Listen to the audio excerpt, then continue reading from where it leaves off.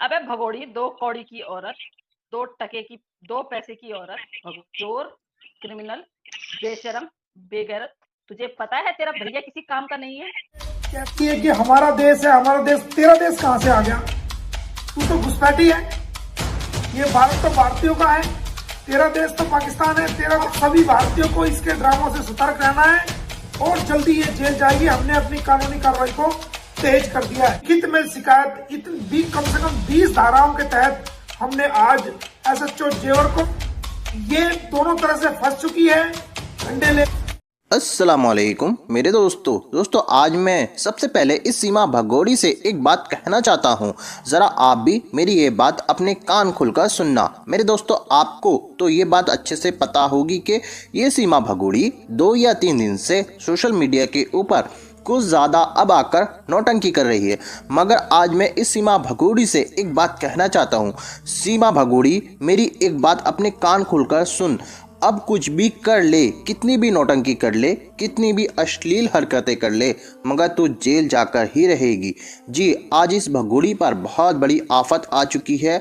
आज इस वीडियो के अंदर मैं बहुत बड़ा खुलासा करने वाला हूं, वो भी पूरी डिटेल के साथ। इसलिए आज आपसे तहे दिल से गुजारिश है, आज का ये वीडियो बीच में ही छोड़कर मत जाना, क्योंकि आज मैं बात करूंगा गुलाम हैदर के वकील मोमिन मलिक साहब की नई खबर के बारे में, और फिर बात करूंगा सीमा भगोड़ी के बारे में। जैसे कि आप ये बात जान ही चुके होंगे अच्छे से कि गुलाम हैदर इस सीमा भगोड़ी को नहीं छोड़ेंगे।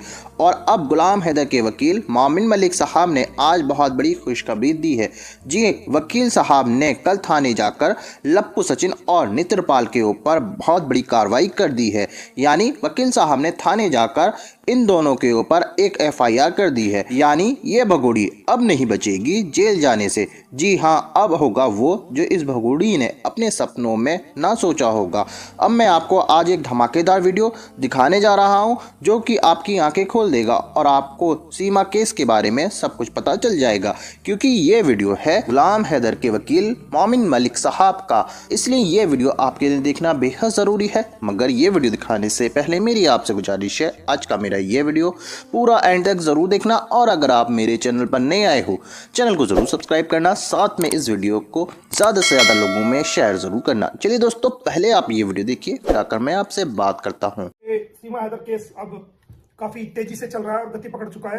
तो कानूनी प्रक्रिया को तेज करते हुए आज मैंने एसएचओ जेवर को एक क्रिमिनल कंप्लेंट सीमा के खिलाफ, नेत्रपाल के खिलाफ और सचिन के खिलाफ फाइल की है, जो कि इंडियन पेनल कोड की धारा 153A, 195, 196, 197, 199, 201, 205, 209, 406, 420, 467, 468 और 459, 471, 494, 495, 496, 120B आईटी एक्ट 2000 की सेक्शन 67 एवं सेक्शन 11A भारतीय विदेशी अधिनियम 1946 बरखिलाफ सीमा हैदर केर ऑफ सचिन मीना पुत्र नेत्रपाल व नेत्रपाल उर्फ नेत्र पुत्र बिशंबर, ये रेजिडेंट ऑफ रघुपुरा, जिस कंप्लेंट में हमने कहा है कि जैसा कि आप सभी जानते हैं कि पाकिस्तानी महिला सीमा हैदर, जो कि गैर कानूनी तरीके से नेपाल के रास्ते भारत की सीमा में गुलाम हैदर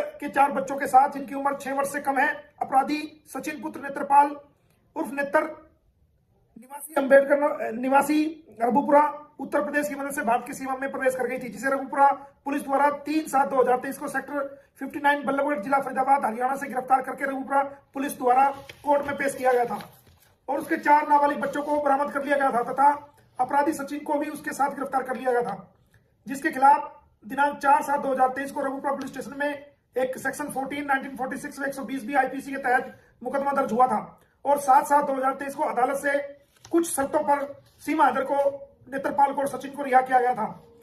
अदालत से जो सशर्त जमानत मिली थी, उसके बाद पाकिस्तानी नागरिक सीमा हैदर पत्नी गुलाम हैदर हाल मुकाम केयर ऑफ सचिन पुत्र नेत्रपाल रघुपुरा के यहाँ रह रही है और लगातार वो 153A सेक्शन 195, 196, 197, 199, 201, 205, 209, 206, 420, 467, 68, 494, 120B आईपीसी व आईटी एक्ट की सेक्शन 67 व 11A भारतीय विदेशी अधिनियम 1946 का लगातार जो है वो अपराध कर रही है।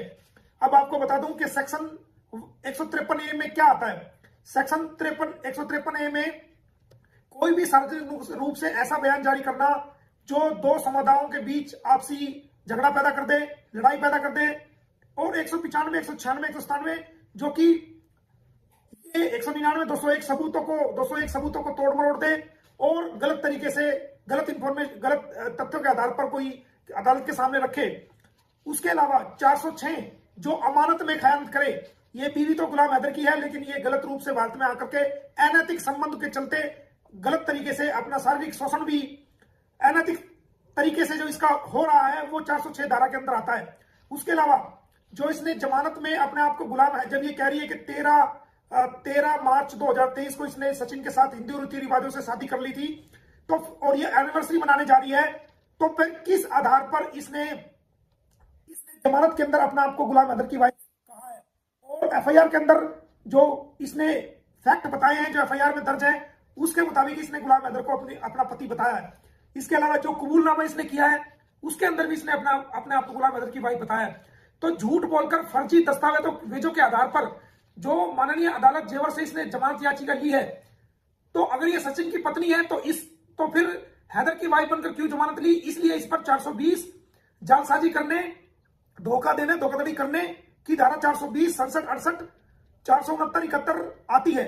इस पर हमने 494 का भी धारा लगाई है, जो कि 494 धारा एक पति के रहते हुए जब एक पति जिंदा है तो बिना तलाक के किसी और व्यक्ति से शादी करना, बाईगानी उसको कानून की भाषा में कहा जाता है, बाईगानी करना, वो 494 में आता है। 495 में भी उसी की संज्ञा दी गई है, 496 में भी, 120 भी में जो नेत्रपाल और सचिन के ने जो इसका साथ दिया है इस अपराध को करने के लिए, उन पर लागू होती है। और सेक्शन 67 जो कि आईटी एक्ट की, यानी कि मीडिया द्वारा किसी भी भ्रांति को, झूठी बात को, भ्रम को फैलाना, झूठ बात को फैलाना मीडिया के माध्यम से, वो सेक्शन 67 आईटी एक्ट 2000 की आती है। इसके अलावा सेक्शन ए विदेशी अधिनियम 1946 का भी अपराध किया है। तो हमने डिटेल से आज पूरी कहानी लिखकर और इसके अंदर बताया कि अगर ये कहती है कि भाई मैंने सचिन से 13 मार्च 2023 को शादी की थी, तो हमने कंप्लेंट में लिखा है, तो आपने जमानत के अंदर अपने आप को गुलाम हैदर की बीवी बताकर क्यों जमानत अर्जी फर्जी जालसाजी करके दायर की, और क्यों आपने वो जमानत वहां से बतौर गुलाम हैदर की बीवी प्राप्त की? अगर आपने शादी कर ली थी तो आपको सचिन की वाइफ बताना चाहिए था। तो इस प्रकार हमने सारी डिटेल के साथ आज इसका अभी कोई कानूनी तलाक नहीं हुआ है, और ये किस प्रकार ये सोशल मीडिया पर कह रही है कि भाई हम अपनी एनिवर्सरी मनाने जा रहे हैं, तो वो लिखित में शिकायत कम से कम 20 धाराओं के तहत हमने आज एसएचओ जेवर को उनके कार्यालय में लिखित में कंप्लेंट दी है। और वहीं से हमने, क्योंकि रिसीविंग उन्होंने हमें कोई दी नहीं है, तो हमने एसएचओ को भी बताया कि आपके कार्यालय ने हमें कोई रिसीविंग नहीं दी है।